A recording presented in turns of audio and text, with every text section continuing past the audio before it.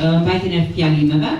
Fillimisht ne do të ndjekim një video prezantuese për secilin panelist që ne kemi sonte këtu. Atëherë le të ndjekim videon për panelistët e parë, Amarilda Mamaj.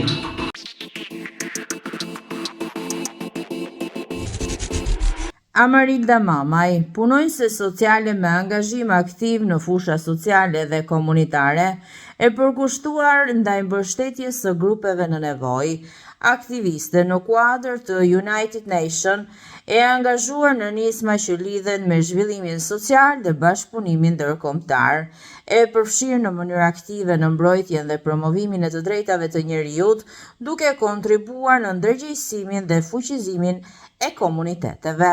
E apasionuar pas kulturës dhe udhëtimeve, duke i konsideruar si pjesë të rëndësishme të zhvillimit personal dhe profesional, një profil i angazhuar në çështje sociale, humanitare dhe kulturore.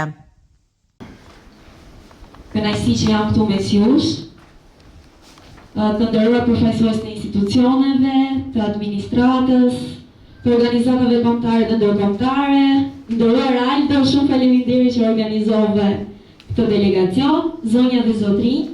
Është një nder i veçantë për mua të jem pjesë e këtij delegacioni të Paqes 2026. Një iniciativë që vlerë rreth të njëjtës projes, profesionistë, akademikë dhe përfaqësues të institucioneve për të diskutuar mbi vlerat më të rëndësishme të shoqërisë sonë, që janë paqja, digniteti njerëzor, familja dhe të drejtat e njerëzit.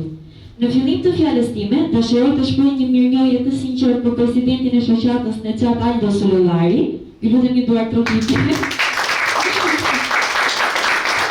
Dhe të vëzhguar një të ardhme me të drejtat dhe njerëzore. Si punonjëse sociale, kam zgjedhur një profesion që në qendër të saj vendos njeriu dhe çdo veprimtari të tij. Puna sociale nuk matet vetëm me procedura administrative apo me zbatim të politikave sociale. Ajo matet me aftësinë për të dëgjuar, për të kuptuar dhe për të mbështetur individët në momentet e tyre më të vështira. Shpesh flasim për zhvillim ekonomik, për investime, për infrastruktura dhe për modernizim të institucioneve. Por zhvillimi i vërtetë i një shoqërie matet nga mënyra se si ajo kujdeset për qytetarët e saj. Një shoqëri nuk bëhet e fortë vetëm kur ndërton rrugë, apo ndërtesa moderne. Ajo bëhet më e fortë Një shoqëri nuk bëhet më e fortë vetëm kur ndërton rrugë, ura apo ndërtesa moderne. Ajo bëhet më e fortë kur ndërton besim, solidaritet dhe mundësi të barabarta për të gjithë. Tema e këtij delegacioni, fjala, familja dhe rëndësia e ligjeve njerëzore lidhet drejt për drejt me profesionin tonë. Në çdo ndërhyrje sociale, kuptojmë se asnjë individ nuk mund të zhvillohet i shkëputur nga marrëdhëniet njerëzore. Familja është mjedisi i parë ku mbrohen vlerat, përgjegjësitë, respekti dhe solidariteti. Kur familja është e fortë, individi ka më shumë mundësi të përballojë sfidat e jetës. Në përvojën time profesionale kam kuptuar se shumica e njerëzve nuk ka nevojë vetëm për ndihmë materiale. Ata kanë nevojë të ndjehen të dëgjuar, të respektuar dhe të trajtohen me dinjitet. Ndonjëherë një bisedë e sinqertë, një dorë e shtrirë në kohën e dur dhe një institucion funksional me ndershmëri mund të ndryshojë rrjedhën e jetës së një individi. Një nga sfidat më të mëdha të kohës sonë është përjashtimi social. Ka ende individ që përballen me diskriminim për shkak të gjendjes ekonomike, aftësisë të kufizuar, moshës, gjinisë apo rrethanave të tjera të jetës. Si shoqëri nuk mund të pranojmë që dikush të ndihet i padukshëm apo i pavlerë. Çdo qytetar duhet të ketë mundësi të jetojë me dinjitet dhe i barabartë me të gjithë të tjerët. Besoj se paqja fillon pikërisht aty ku askush nuk duhet të ndihet i përjashtuar. Aty ku ndërtohet komuniteti, ku krijohen hapësira për mirëkuptim, kur institucionet bashkëveprojnë me qytetarët dhe secili prej nesh zgjedh të mos kalojë indiferent përballë situatave të vështira të tjetrit. Në profesionin e punës sociale, çdo ditë është një kujtesë se pas çdo statistike, pas çdo raporti, institucioni dhe pas çdo veprimtarie administrative qëndron një jetë njerëzore.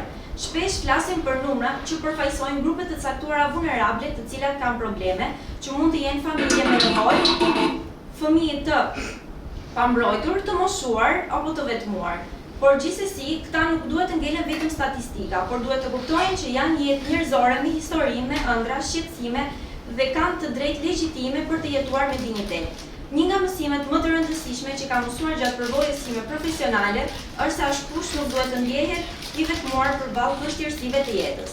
Në këtë kuptim, solidariteti nuk duhet të mbetet vetëm një koncept teorik apo një slogan që përdoret në aktivitete publike. Solidariteti është një mënyrë jetese dhe një përgjegjësi qytetare që i takon gjithsecilit prej nesh. Shoqëritë më të forta nuk janë ato që kanë vetëm zhvillim ekonomik, por ato që kanë ndërtuar kultura të forta solidariteti dhe përgjegjësi sociale. Nga ana tjetër, nuk duhet të harrojmë dhe sfidat sociale të kohës tonë, që bëhen gjithnjë dhe më komplekse, siç janë varfëria, emigracioni, izolimi social, dhuna në familje apo problemet e shëndetit mendor, të cilat sigurisht kërkojnë një qasje të re në kohën ku ne jetojmë, dhe organizatat dhe institucionet publike, komunitetet dhe qytetarët kanë nevojë që të bashkëpunojnë më shumë se kurrë. Asnjë institucion nuk mund të zgjidhë vetëm këto sfida. Vetëm përmes partneritetit, koordinimit dhe ndarjes së përgjegjësive mund të ndërtojmë politika sociale që i përgjigjen realisht nevojave të qytetarëve. Në përfundim të kësaj pjese, dua që të them me bindje të plotë që shoqëria e cila ndjek rrugëtimin ton profesional nuk ka nevojë që të ketë paqe vetëm nëpër slogane, por ta zbatoj atë me bindje të plotë. Nuk ka drejtësi sociale pa solidaritet. Nuk ka solidaritet pa ndjenjën dhe përgjegjësinë e gjithsecilit prej nesh. Ky është një vizion që duhet të na udhëheqë të gjithëve, pavarësisht profesionit apo rolit që ne kemi në shoqëri.